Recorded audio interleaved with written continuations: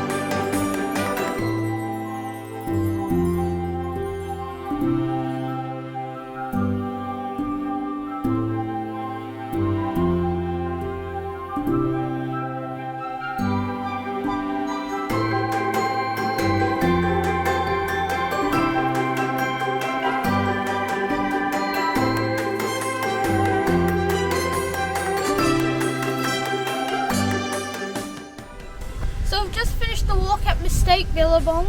It was alright. It was alright. Let's just say that, because there wasn't much to see, but what there was to see was actually really good. So it was alright. So we're heading back to Darwin now, but we might stop at Fog Dam for lunch along the way. If you guys enjoyed the video, don't forget to hit the like and subscribe button and turn notifications. Bye.